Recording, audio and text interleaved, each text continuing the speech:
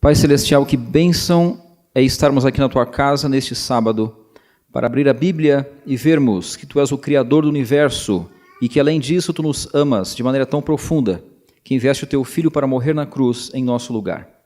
Obrigado, Pai, por essas grandes bênçãos e pela esperança que nos dás.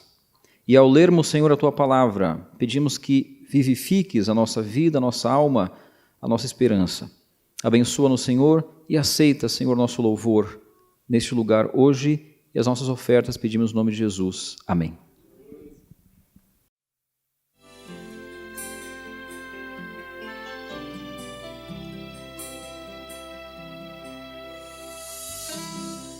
A leitura bíblica está hoje em Salmo 19, verso 1. Vamos ler aqui juntos. Os céus proclamam a glória de Deus e o firmamento anuncia as obras das suas mãos. Um dia discursa a outro dia e uma noite revela conhecimento a outra noite. Não há linguagem nem há palavras e deles não se ouve nenhum som. No entanto, por toda a terra se faz ouvir a sua voz e as suas palavras, até aos confins do mundo. Nós adoramos um Deus que é todo-poderoso e esse Deus escuta a sua oração, o seu clamor. Ele conhece os seus sentimentos e, portanto, nesse momento, se você tem algum pedido especial que gostaria de colocar nas mãos de Deus, você é o nosso convidado para vir aqui à frente no jardim de oração.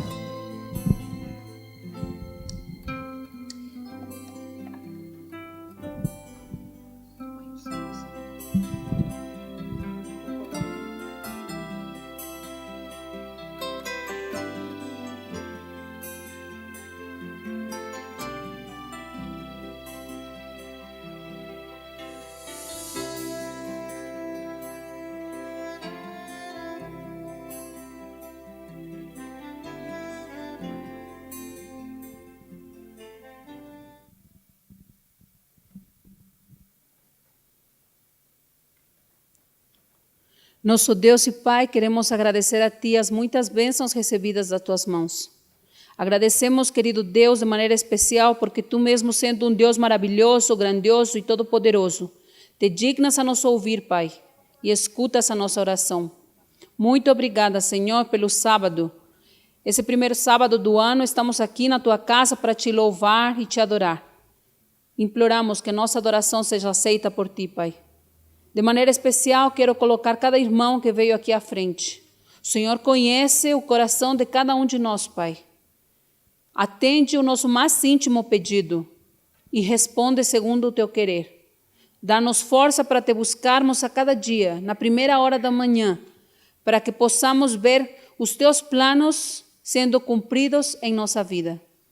Toma as famílias aqui representadas, as que vieram à frente e as que ficaram nos bancos, Senhor. Tu conheces cada um de nós e nossos desejos, nossos anelos, colocamos a Teus pés.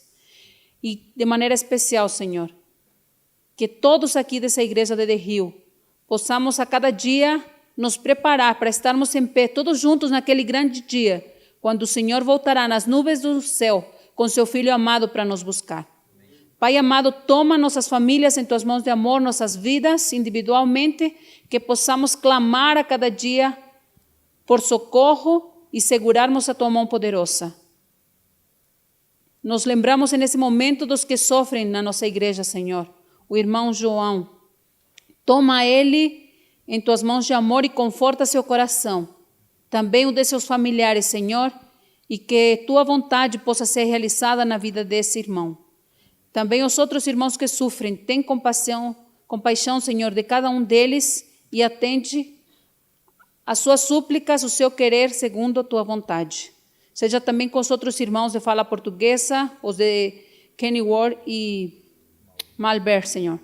Toma, pois, nossas vidas em Tuas mãos e que esse distrito possa crescer para a Tua honra e glória. E este ano de 2019 possa ser um ano, Senhor, que realmente entreguemos nossa vida a Ti e possamos permitir ser usados por Ti.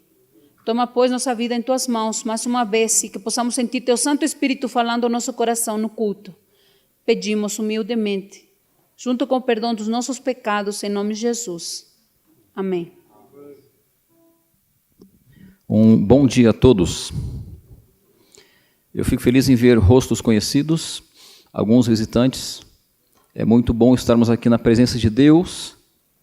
Eu quero iniciar contando para você uma história.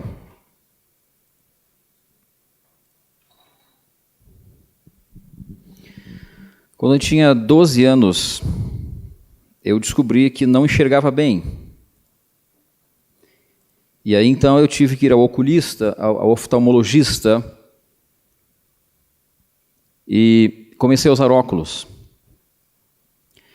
De maneira que as atividades físicas que eu fazia como criança, como juvenil, eu tive que deixar algumas de lado, especialmente os esportes, porque eles não combinavam com os óculos. E isso me fez, de certa forma, me aproximar da biblioteca do colégio. De maneira que eu acabei realmente explorando muito mais os livros do que os esportes, quando eu era juvenil e adolescente. E esse amor pelo conhecimento continuou ao longo da vida, de maneira que eu sou pago hoje para estudar. Amém? Você sabe que o pastor ele é pago para estudar, né? Eu não vi muitos améns aqui. É uma alegria muito grande porque você está aqui para trazer uma mensagem para a congregação e para a vida das pessoas, mas não se pode trazer uma mensagem sem que você estude. De maneira que, antes de estudar teologia, eu já pensei seriamente em ser um cientista. As razões pelas quais eu não me transformei num cientista, nós podemos discutir em outro momento. Mas o fato é que eu tive um encontro com Jesus e depois eu percebi que eu não podia fazer outra coisa a não ser falar de Cristo para as pessoas. Não há nada mais importante nesse mundo do que falar de Jesus. Eu estou dizendo isso porque nós vamos iniciar aqui uma série sobre ciência e religião. Possivelmente, um sermão por mês, porque nós temos que tratar outros temas também na nossa presença aqui na igreja. Então, o sermão deste mês tem como título Os céus proclamam a glória de Deus. Vamos ler então na Bíblia o Salmo 19. Você pode acompanhar comigo. Os céus proclamam a glória de Deus e o firmamento anuncia as obras das suas mãos. Um dia discursa a outro dia e uma noite revela conhecimento a outra noite. Não há linguagem nem há palavras e deles não se ouve nenhum som. No entanto, por toda a terra, se faz ouvir a sua voz e as suas palavras até aos confins do mundo. Eu pergunto, isso é verdade ou não é? Você percebe quão grande é o nosso privilégio de olharmos para o livro da natureza e percebermos como Deus escreveu as suas leis? Todos nós sabemos que no princípio criou Deus os céus e a terra. Aquele que lê a Bíblia sabe muito bem que o mundo como ele existe, apesar do pecado, ainda obedece leis naturais. E nós podemos repassar aqui rapidamente os dias da criação. No primeiro dia, Deus criou a luz. No segundo dia, ele separou as águas de cima, as nuvens, das águas de baixo, ele criou a atmosfera. No terceiro dia, ele criou então a terra, ou separou os continentes, enfim, a parte seca da parte da água, e criou ali as plantas. No quarto dia, Deus criou o sol, a lua e as estrelas. Não apenas os criou, mas os posicionou no lugar certo. A posição da terra em relação ao sol é algo realmente maravilhoso. Nós vamos falar desses detalhes ao longo dessa série, nos próximos 2 meses. No quinto dia, Deus então, ele dá vida aos animais marinhos e às aves, coisas que o ser humano não pode fazer. O ser humano não pode viver debaixo d'água. E ele não pode voar. Mas há animais bonitos, maravilhosos, que fazem essas coisas. No sexto dia, Deus criou os animais terrestres. Você tem aí um leão sul-africano, amém? É muito bonito desde que você esteja com o vidro fechado. Uma dica, né? Se você vai lá, fecha o vidro. O fato é que esses animais não mordiam, não devoravam, não matavam.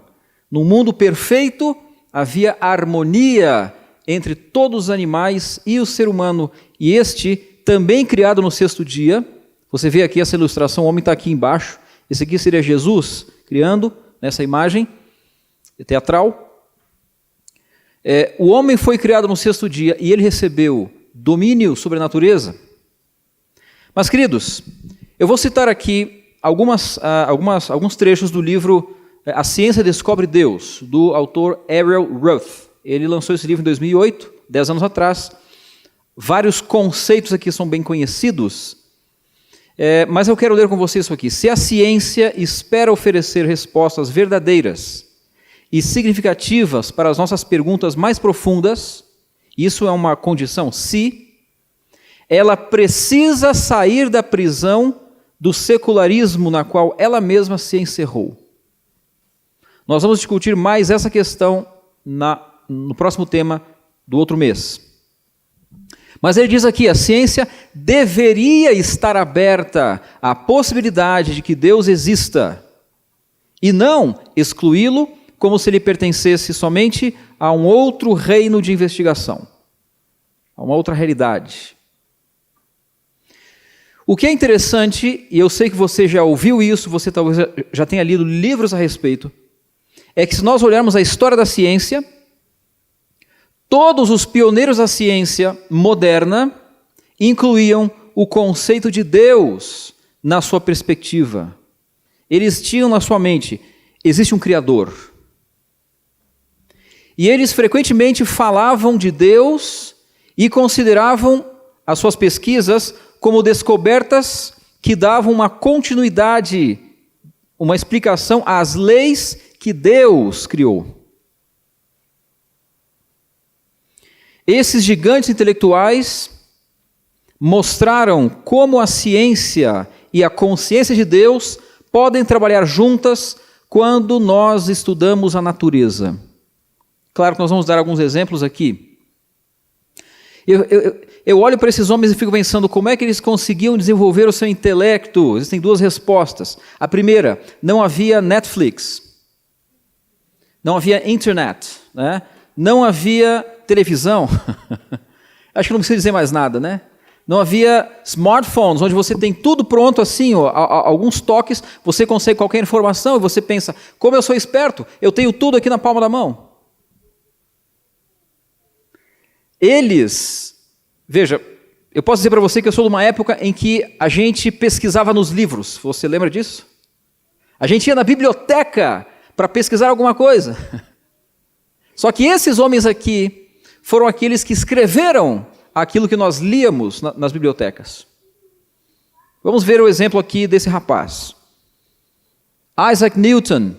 A data à esquerda é a data do seu nascimento, à direita do seu falecimento. Vamos analisar um pouquinho essa imagem aqui. Veja, você tem ali à direita da cabeça de Newton uma maçã vermelhinha. Você tem ali na parte direita embaixo o reflexo prateado da lua sobre o mar.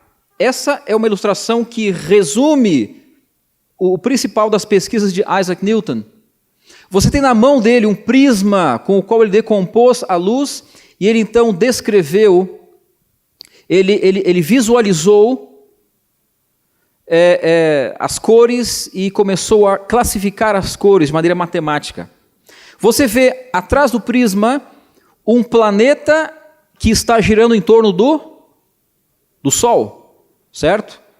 E você tem 3 livros aqui nessa ilustração. Você tem aqui um que está de pé e 2 ali deitados. Esses são os princípios matemáticos de filosofia natural, que ele publicou em 1687. Tinha pouco mais de 41, 42 anos. 45 talvez, né? Ariel Roth, ele diz o seguinte, no livro dele: esse livro, os princípios matemáticos, introduziram um nível muito alto, sem precedentes, de observação e rigor matemático à ciência, melhorando dramaticamente o respeito por esses estudos. E mais, Newton colocou a física sobre um fundamento muito mais firme do que havia tido até então. A ciência naquela época não era especializada em química, física, biologia, Tudo era chamado de ciências naturais. E ele começou a especializar essas coisas com a matemática, com a presença dos cálculos. Esses 3 livros são cheios de deduções matemáticas, tratando de temas como a gravidade, a mecânica celestial, os cometas, a lua, a influência da lua sobre as marés, a mecânica dos fluidos e as leis que os governam. Então ele descreveu matematicamente a relação de forças entre esses fenômenos. Os seus cálculos derrubaram para sempre a ideia cartesiana do éter no espaço sideral, mostrando como a lei da gravidade explicava detalhes sobre os padrões de rotação e translação dos planetas. Um contemporâneo seu, que viveu um pouquinho antes se chamava René Descartes. Ele havia sido um soldado, ele era um matemático, e ele criou, I'm sorry about that. Ele criou, então, as coordenadas cartesianas. Lembra do X e do Y? É assim, né? É X e Y. Entre outras coisas, mas ele diz o seguinte, olha, os planetas, eles se movem no espaço dentro do éter. Você sabe o que é o éter? Eu também não sei. Isso não explicava muita coisa.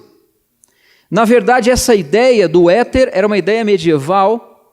E na Idade Média as pessoas diziam, olha, a verdade é que a Terra está no centro e você tem as estrelas, os outros planetas, a Lua e o próprio Sol giram ao redor da Terra em esferas metálicas, uma dentro das outras, e a palavra metálica é sideral, por isso você usa a expressão espaço sideral, a ideia de que o negror dos céus é como ferro.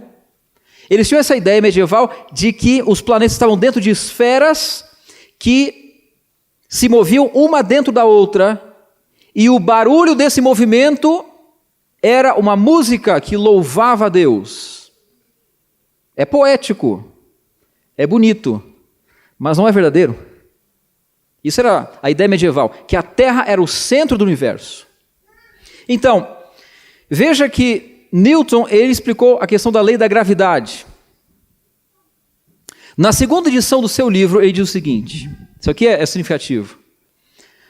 O maravilhoso sistema do Sol, dos planetas e dos cometas só poderia proceder dos conselhos e do domínio de um ser poderoso e inteligente.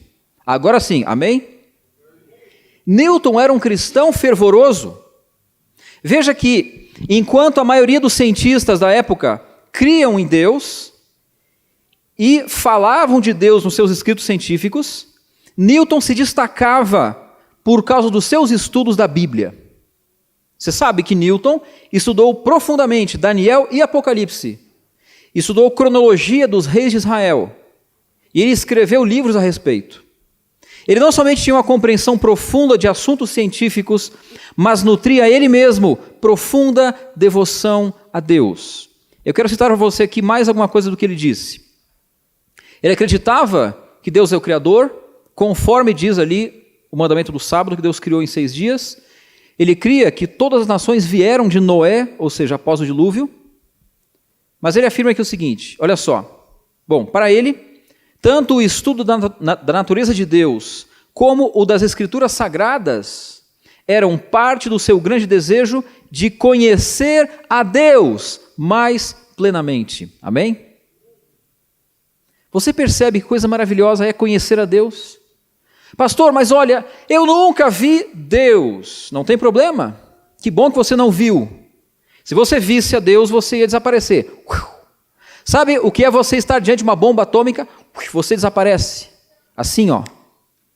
Deus não pode estar perto de nós fisicamente enquanto existir pecado neste mundo. A Bíblia diz que Deus é fogo consumidor. Agora, eu deveria ter medo de Deus? Sim ou não? Não! A Bíblia diz também, no amor não existe medo. O amor lança fora o medo. E é o conceito de um Deus de amor que permitiu que as pessoas pudessem conhecer a Deus através da natureza. Para Newton, Deus não era um conceito comum, ordinário, qualquer. Ele tinha grande reverência por Deus. Veja agora a frase de Newton. Esse ser governa todas as coisas, não como a alma do mundo. De onde é que vem a ideia da alma do mundo? Isso é um conceito hinduísta, um conceito panteísta, a ideia de que Deus e natureza são a mesma coisa. Newton, nessa afirmação, já diz, não, Deus não é a alma do mundo. Ele é o Senhor acima de todas as coisas. O Supremo Deus é um ser eterno, infinito e absolutamente o quê? Perfeito. Que coisa maravilhosa. Devemos crer que existe um Deus, ou, veja que Newton era um cavalheiro, né? Um cavaleiro inglês, ele foi condecorado com o título de Sir Isaac Newton, e ele, portanto, obedecia à monarquia, mas ele se refere a Deus como um monarca supremo, muito superior ao trono da Inglaterra, um supremo monarca a quem devemos temer e obedecer. Esse temor não é medo, esse temor é respeito, é realmente considerar o que Deus diz. Obedecer às suas leis e lhe dar honra e glória. E aí, finalmente, vamos citar aqui. Devemos crer que Ele é o Pai do qual ou de quem procedem todas as coisas e que Ele ama o seu povo como seus filhos, que podem também amá-lo e obedecê-lo como um pai. Amém? Queridos, esse conceito de um Deus que ama, essa ideia de um Deus que é nosso Pai, que cuida de nós, como um pai cuida do filho, é um conceito único em todas as religiões. Você se encontra na Bíblia.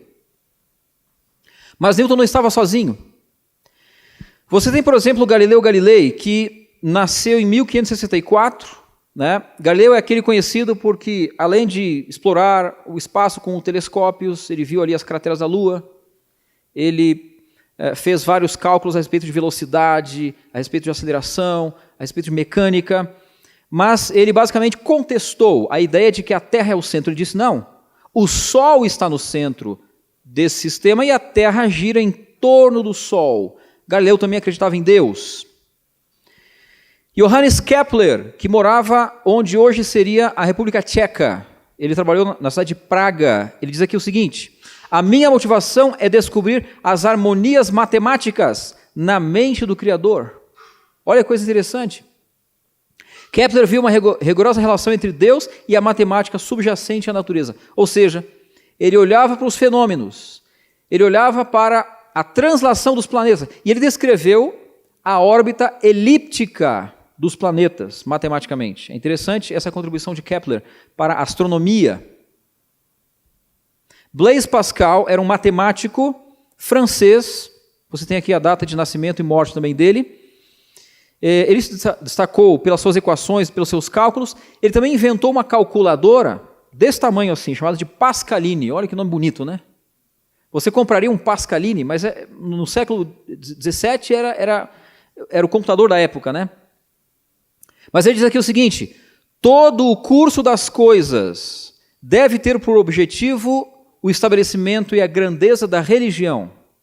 Em outras palavras, devemos reconhecer que Deus está no controle. Robert Boyle, ele também foi ali um cientista inglês, ele é considerado o pai da química moderna. Ele começou a trabalhar numa época fazendo medições, fazendo cálculos, numa época em que se acreditava que o mundo era composto de 4 elementos: ar, fogo, terra e água. 4 elementos. Ele começou a descobrir mais coisas, mas ele, Robert Boyle, também era um grande cristão. E ele dizia que a ciência era uma forma de louvar a Deus. O homem glorifica a Deus explicando a sua criação. Que coisa bonita, não é verdade? Muito bonito. E veja que isso aqui está em harmonia com o que nós vimos ali em Colossenses. Deus criou o mundo e está continuamente mantendo-o em movimento. A ciência hoje tenta explicar a lógica das leis naturais. E eles conseguem descrever as leis, mas não conseguem dizer qual é a origem dessas leis. E ninguém vai conseguir se você não colocar Deus nessa equação. Já falamos aqui de Isaac Newton. Vamos agora falar de Carl von Linné, ou Linneu, né, em português. O rapaz é tão famoso que se você for à Suécia e tiver uma nota de 100 coroas suecas, você vai ver a cara do Linneu ali, né? Ele desenvolveu aquele sistema binário de nomenclatura dos animais e das plantas. Sabe a expressão Homo sapiens, muito conhecida? O homem que é sábio, que tem sabedoria. O gênero é homem, homo, e a espécie é sapiens. Essa questão de reino, filo, essa coisa toda depois, gênero e espécie, foi criado por Carl von Linné. Veja o que ele diz a respeito de Deus. A natureza é criada por Deus para a sua honra e para benefício da humanidade, e tudo o que acontece por seu comando e sob a sua guia. Um grande pesquisador na área de biologia. Agora, a gente vai desenvolver uma pergunta que é praticamente ali o ponto alto do capítulo 1 do livro de Errol Roth, né? Você já se perguntou por que o Ocidente se tornou um protagonista no mundo contemporâneo? Pastor, o que é um protagonista? Bom, protagonista é o número 1 de uma história. É aquele que está na frente, é aquele que faz as coisas acontecerem, né? Numa história, o protagonista é o personagem principal. Então, por que a Europa e o Ocidente, de modo geral, se tornaram realmente os pioneiros na ciência? Essa é a pergunta. Veja que a ciência, como base de toda a inovação tecnológica, teve um papel determinante no desenvolvimento da Europa de hoje e do mundo de hoje. Um exemplo disso, resultado da ciência, dos primeiros avanços, é o que nós chamamos de Revolução Industrial. Isso aqui é uma cena, entre muitas outras, de máquinas que transformaram a maneira de produzir bens materiais na Europa a partir do início do fim do século XVIII e início do século XIX. Qual é a origem desse desenvolvimento? Você tem aqui uma imagem um pouco mais tecnológica, mais atual, né? Os computadores. De onde veio tudo isso? Aí que vem o pulo do gato, meus amigos. Esse conceito é realmente muito interessante. Eu espero que ele emocione você, como emocionou a mim. Bom, tem um filósofo de Cambridge que diz o seguinte, ele é citado no livro aqui de Roth. As ideias da ciência moderna se desenvolveram como um derivado inconsciente da teologia medieval. E eu quase estou escutando aqui sabe, o contrário de aplaudir é o quê? Vaiar, né? Uma vaia. Por quê? Queridos, a teologia medieval era interessante, era bastante retórica, mas não era muito bíblica. Esse é o problema. Eu coloquei essa foto aqui desse rapaz. Esse aqui é o Tomás de Aquino. Ele é a figura mais proeminente da teologia medieval. Ele escreveu muitos livros, e eu espero que o livrinho na mão dele seja a Bíblia e não a Suma Teológica, né? Mas tem gente que vai diretamente à Bíblia. O que eu quero dizer para você é o seguinte, é que qualquer coisa que seja válida na teologia medieval é válida naquilo que ela tem de bíblico, e somente isso. Vamos passar aqui. Esse filósofo reconhece que o conceito de um mundo ordenado que se infere a partir do Deus da Bíblia, um Deus único, um Deus racional e consistente, eles proveram a base para a crença no conceito científico de causa e efeito. Em outras palavras, é o conceito de um Deus, como o nosso Deus, que permitiu você olhar para o mundo de maneira organizada. E aí você vai classificar aquilo que é organizado. Em comparação, ele diz, em comparação com o Deus da Bíblia, os vários e imprevisíveis deuses pagãos de outras culturas eram caprichosos. Você não sei o quê, você tal, me traiu, você roubou, e eu vou te morder, eu vou te matar. E era assim, você vê a mitologia grega, a mitologia de outros povos, era uma bagunça, era um mess, né? E assim não se adequavam à consistência que torna a ciência possível. Você está entendendo mais ou menos a ideia? A crença de que Deus é todo-poderoso facilitou a mudança de visão da natureza, da imprecisão para a precisão. E essa precisão se encaixa melhor com a exatidão obtida na ciência. Diz aqui um outro filósofo de Oxford, citado aqui pelo autor. Um outro historiador da ciência, que trabalha na Holanda, diz o seguinte: de especial importância para o desenvolvimento da ciência moderna foi um certo anti-autoritarismo nutrido pela Bíblia em comparação com as práticas restritivas da Idade Média. Ele ajudou a libertar a ciência do domínio dos teólogos. Quem é teólogo se sente um pouco triste com essa frase, mas você não precisa ficar tão triste se você é teólogo, porque ele se refere aos teólogos da Idade Média. Uma época em que as Bíblias eram proibidas. Quem tinha Bíblia tinha que queimar a Bíblia. O pessoal tomava a Bíblia e queimava as Bíblias, né? Isso só começou a mudar com a Reforma Protestante, momento a partir do qual a Bíblia foi traduzida para o idioma das pessoas. Do latim para o alemão, para o inglês, para o francês, para o espanhol e para o português. E entre outros idiomas. Amém? Com a Bíblia nas mãos, com a possibilidade de ler a Bíblia, aí então você tem uma revolução.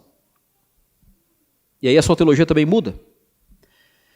A ciência se desenvolveu no mundo ocidental especialmente por causa do pensamento judaico-cristão.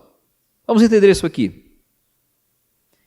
Ela deve a sua origem ao tipo de deidade descrito na Bíblia. O que é deidade? É Deus.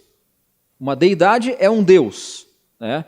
Considerando todos os deuses por aí, a palavra deidade quer dizer um Deus. No caso, é o Deus da Bíblia. Veja que as culturas hinduísta, a cultura chinesa, as culturas maia, egípcia, babilônica, persa, grega, inclusive a cultura grega, todas tiveram em graus variados uma ciência inicial, que entretanto terminou natimorto. O que é natimorto? É stillbirth, é um aborto, é uma criança que nasce e morre. Ou seja, essas culturas tiveram muita coisa interessante, mas em termos de ciência, a ciência iniciou-se, eles tinham astronomia, matemática, mas não avançou muito. Por quê? Por causa da maneira como eles pensavam o mundo.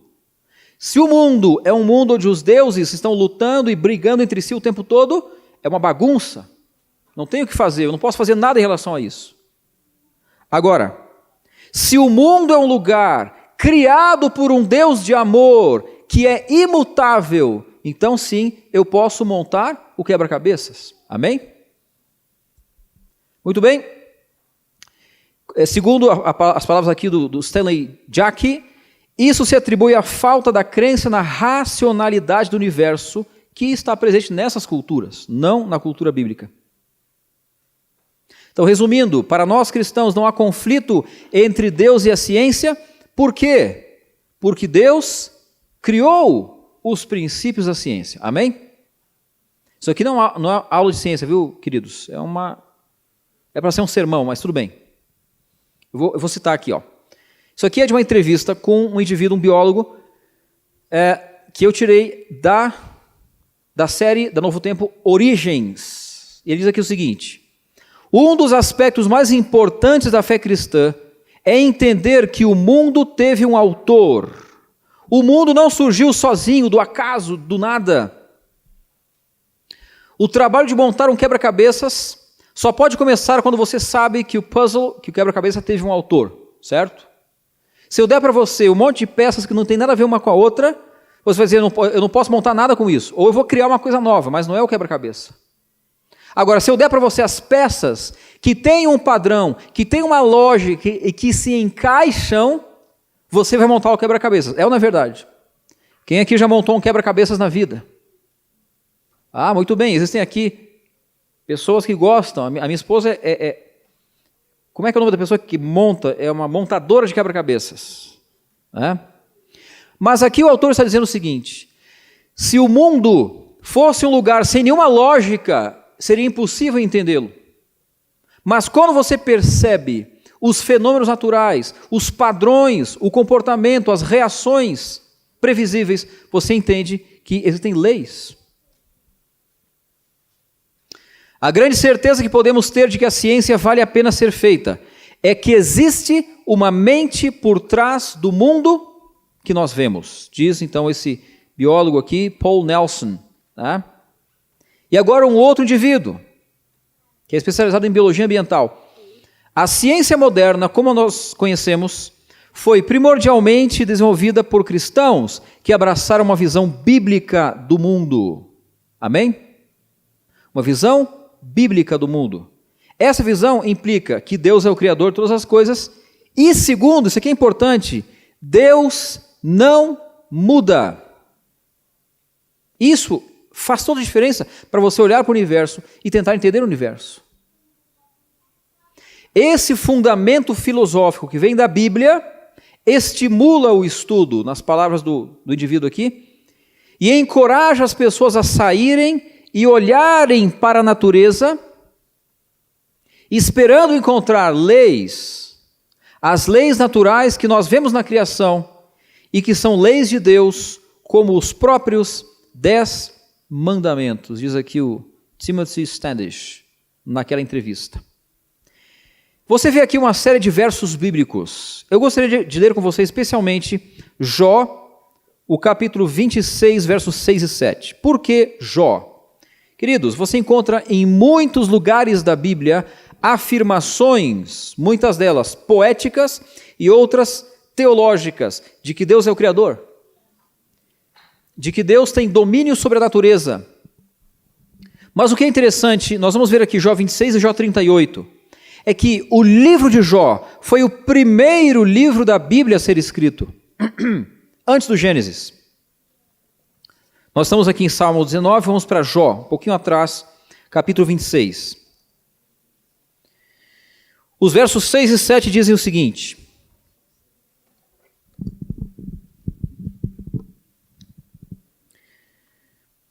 o além está desnudo perante ele, e não há coberta para o abismo. Ele estende o norte sobre o vazio e faz pairar a terra sobre o nada. Demorou muito tempo para as pessoas verem na prática que a terra gira em cima do nada. Mas a Bíblia já dizia isso. Por quê? Por que se eu estou aqui e se eu for para o outro lado do mundo, lá para o Polo Sul, talvez para o extremo sul, eu não caio para o espaço? Newton explicou isso. Ele explicou matematicamente que um corpo de massa menor é atraído pela massa de um corpo que é bilhões de vezes maior, como é o caso da Terra, que atrai cada um de nós e uma fruta, ou uma maçã, ou qualquer coisa que cai no chão. Matematicamente, ele explicou, portanto, por que as coisas caem para baixo. É basicamente isso, elas caem na direção do centro daquele corpo maior. Interessante, né? Mas a Bíblia já descrevia a natureza, de certa forma, sugerindo que Deus também tem leis para os fenômenos físicos. Vamos ler agora Jó 38. Leia comigo Jó 38. Ele tem aqui pelo menos 41 versículos, nós vamos ler 10 versículos apenas, ok? Pastor, por que ler esse trecho especificamente? Porque no Gênesis você tem uma descrição em terceira pessoa. Não fui eu, Moisés, não foste tu, leitor, foi ele, Deus, terceira pessoa. No princípio criou Deus, terceira pessoa, os céus e a terra. Mas aqui em Jó 38, Deus aparece pessoalmente para Jó e diz: eu criei. Olha só isso aqui, leia comigo. Depois disso, o Senhor, do meio de um redemoinho, respondeu a Jó. Quando você ler Jó, preste atenção no capítulo 38, pense nessa diferença. Respondeu a Jó: quem é este que escurece meus desígnios com palavras sem conhecimento? Cinge, pois, os lombos como homem, pois eu te perguntarei e tu me farás saber. Já pensou? Você receber de Deus uma pergunta: me explique isso aqui agora, cientificamente. Você pode explicar isso daí? Onde estavas tu, verso 4, quando eu lançava os fundamentos da terra? Veja, aqui está na primeira pessoa. Deus está falando, eu lançava os fundamentos da terra. Diz-me se tens entendimento. Quem lhe pôs as medidas, se é que o sabes? Ou quem estendeu sobre elas o cordel? Sobre quem estão fundadas as suas bases? Ou quem lhe assentou a pedra angular? Quando as estrelas da alva juntas, ou seja, os anjos, alegremente cantavam e rejubilavam todos os filhos de Deus. Ou quem encerrou o mar com portas, quando irrompeu da madre, quando eu lhe pus as nuvens por vestidura e a escuridão por fraldas. E o verso 10 diz, isso aqui é interessante, quando eu lhe tracei limites e lhe pus ferrolhos e portas. E o verso 11 diz assim, e disse, até aqui virás, e não mais adiante, e aqui se quebrará o orgulho das tuas ondas. Eu espero que você entenda que, você sabe disso, todos nós sabemos disso, toda ação tem uma reação. Tudo que nós fazemos tem uma consequência. Todo o carvão vegetal e o petróleo queimados ao longo dos últimos 200 anos provocaram um aumento de 0,5 grau, pelo menos, na temperatura do mundo. E isso, 0,5 grau, já é suficiente para que você tenha grandes inundações e um aumento do nível do mar. Aquilo que Deus diz aqui, eu coloquei o limite, as ondas vão vir até aqui, elas vão passar mais. Isso tem sido destruído pela mão destruidora do homem. Mas toda ação tem uma reação. A lei não deixa de existir só porque você quebrou a lei, ou só porque nós estamos destruindo o planeta. O que eu acho interessante é que a Bíblia relaciona a natureza às leis de Deus. E eu quero voltar agora ao Salmo 19, onde nós começamos. Vamos ler agora uma coisa maravilhosa. Nós lemos aqui até o verso 4, uma descrição maravilhosa de como os astros, as nuvens, a lua, o sol, mostram o poder de Deus, mostram que eles obedecem à lei de Deus. Mas é nesse contexto que Davi, ele então descreve no verso 7 o seguinte: a lei do Senhor é perfeita e restaura a alma. O testemunho do Senhor é fiel e dá sabedoria aos simples. Agora eu pergunto, você diz amém ou não diz? Queridos, a Bíblia relaciona a natureza às leis de Deus. Como não desenvolver o pensamento científico com essa visão de mundo? Eu quero dizer a você que vale a pena ler a Bíblia. Pastor, mas isso eu já sei. Ok. Você já leu o livro Educação de Ellen White? Eu quero ver com você alguns detalhes aqui. O que ela diz ali é o seguinte: pesquisando as várias partes da Bíblia e estudando as relações entre elas, as mais elevadas faculdades da mente humana são chamadas a uma intensa atividade. Por que eu estou citando isso? Você quer desenvolver a sua mente? Isso aqui, é o melhor livro que você pode ler na sua vida. É isso que ela está dizendo aqui. E vamos dar mais exemplos. Ninguém que se empenhe, que se esforce nesse estudo da Bíblia, deixa de desenvolver poder mental. Amém? Veja, aqueles grandes homens de ciência não eram apenas gênios da matemática, eles se esforçaram e desenvolveram descrições matemáticas das leis naturais, não só porque não havia televisão, internet, Netflix, mas porque eles liam a palavra de Deus. Amém? Tem mais. A mente ocupada apenas com coisas comuns se torna limitada e enfraquecida. Se eu e você passamos a vida inteira apenas olhando imagenzinhas nas telas, nos ecrãs, imagem, né? A gente só desenvolve o lado direito do cérebro. Eu pergunto, é bonito ou não o lado direito? É bonito. A arte, né, a poesia e tal. Tem muitas coisas que estão do lado direito. Tudo que é visual é o lado direito.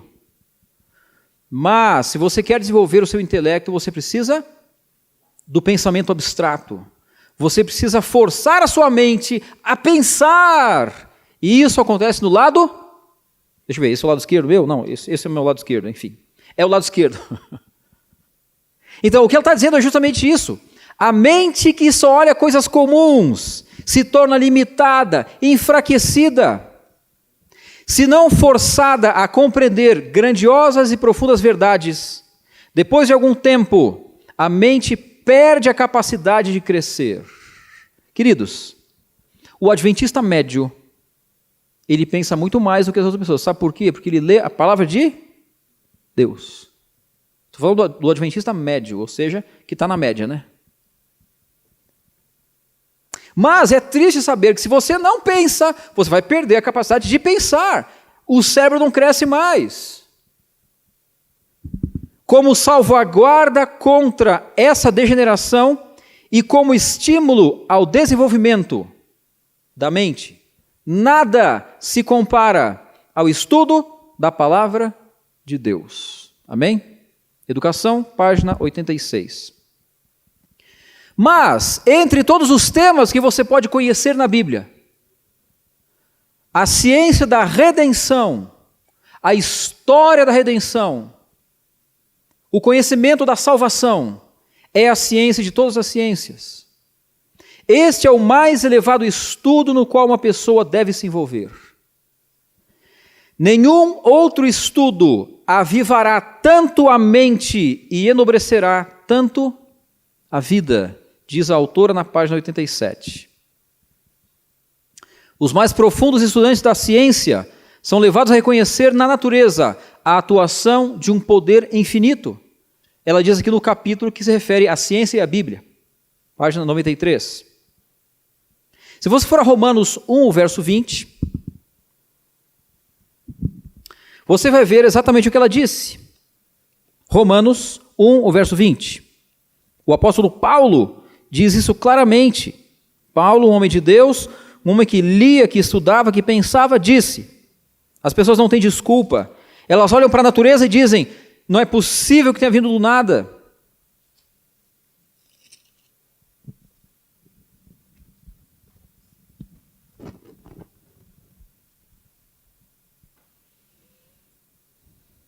O verso 20 diz: porque os atributos invisíveis de Deus, assim o seu eterno poder, como também a sua própria divindade, claramente se reconhecem desde o princípio do mundo, sendo percebidas por meio das coisas que foram criadas. Amém? Então as pessoas que dizem que Deus não existe não têm desculpa, porque não há ser humano que viva nesse planeta e que respire o ar desse planeta que não tenha em algum momento visto a beleza da natureza que Deus criou. Os céus proclamam a glória de Deus e o firmamento anuncia as obras das suas mãos. Um dia discursa a outro dia e uma noite revela conhecimento a outra noite. Não há linguagem nem há palavras e deles não se ouve nenhum som. No entanto, por toda a terra se faz ouvir a sua voz e as suas palavras até aos confins do mundo. Quando você lê o texto, por exemplo, de Colossenses 1, 16 e 17, você percebe que a Bíblia já dizia que Deus não apenas criou as leis, não apenas colocou em movimento, Deus mantém o movimento dos planetas, Deus mantém as coisas funcionando, Deus mantém a vida. Vamos ver aqui Colossenses 1, 16 e 17.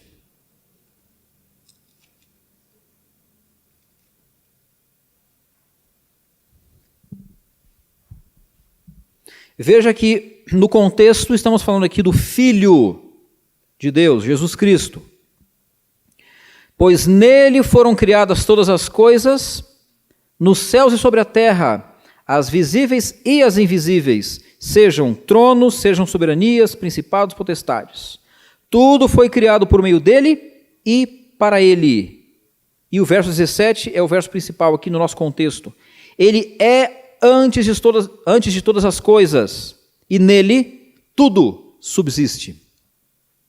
Todos os seres vivos sobrevivem, não é porque um devora o outro e porque o mais forte ficou vivo, não, mas é porque Deus sustém. tudo subsiste nele.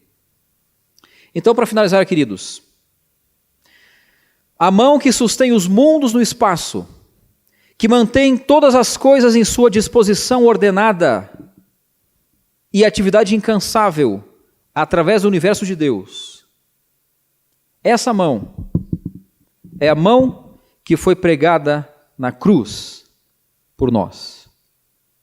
Você já pensou nisso? Eu quero pedir aqui que os meus amigos coloquem uma música que mostra que Deus é o Criador do universo e que Ele merece toda a honra, a glória e o louvor. Ao você escutar essa música, se no seu coração despertar o desejo de dizer: Senhor, eu reconheço que Tu és o Criador e eu quero ser um súdito fiel do Teu reino, obedecendo às Tuas leis, eu quero pedir que você, ao ouvir a música, se coloque de pé.